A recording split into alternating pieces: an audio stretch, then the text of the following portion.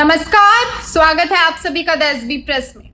ये बात अब किसी से छिपी नहीं है कि डॉक्टर्स भी अब अपने अस्पताल में सुरक्षित नहीं है। कोलकाता के आरजीकर हॉस्पिटल में डॉक्टर मोमिता देवनाथ की लाश मिलती है। उनकी लाश मिलने के बाद पता चलता है कि उनका रेप हुआ है और फिर उन्हें बड़ी ही बेरहमी के साथ मार दिया गया है।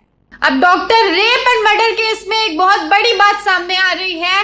कोलकाता हाई कोर्ट ने ये केस पुलिस से लेकर के सीबीआई को सौंप दिया है। मोमिता देवनाथ के सहकर्मी जो थे वो अब भी सड़क पर उतरकर प्रोटेस्ट कर रहे हैं। अब इस बात को 72 घंटों से ज्यादा बीत गए। अब देखना ये है कि उन डॉक्टर्स के सवालों का जवाब क्या सीबीआई दे पाएगी। पहला सवाल ये उठता है कि जिस प्रिंसिपल ने मोमिता को मानसिक स्थिति का करार दे दिया था और इस पूरे केस को आत्महत्या की तरफ मोड़ने वाले थे, उनको एक प्रतिष्ठित कॉलेज में फिर से ट्रांसफर कर दिया गया है और अब इस फॉरेंसिक जांच की रिपोर्ट आने के बाद उन्होंने भी अपना बयान बदल दिया है। अब सवाल ये उठता है कि आखिर क्यों वो ऐसा कर रहे हैं। दूसरा सवाल ये उठता है कि क्यों पोस्टमार्टम की रिपोर्ट आने में इतनी देरी हो रही है। जिस काम को 24 घंटे लगते हैं, क्यों उस काम को आने में 72 घंटों से ज्यादा हो गए हैं। क्या इस पूरे मामले को दबाने की कोशिश की जा रही है।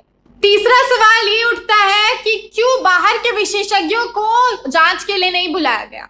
क्यों आंतरिक विशेषज्ञ ही सारी फॉरेंसिक की जांच कर रहे हैं।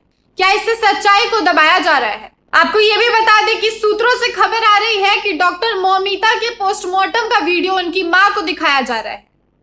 उनको और पीड़ा पहुंचाई जा रही है ताकि शायद वो हार मान ले और इस केस से पीछे हट जाए। डॉक्टर्स का चौथा और सबसे बड़ा सवाल ये है कि क्यों इस मामले में अब तक सिर्फ एक आरोपी की ही गिरफ्तारी हुई है। इन सभी सवालों के जवाब हमें चाहिए।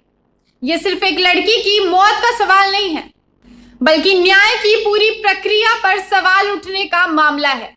अब जब इस केस को सीबीआई को ट्रांसफर कर दिया गया है तो अब देखते हैं कि आगे सीबीआई क्या एक्शन लेती है। अब इस केस में आगे क्या होता है, क्या अपडेट्स आते हैं, इन सबको जानने के लिए हमारे साथ बने रहें। धन्यवाद।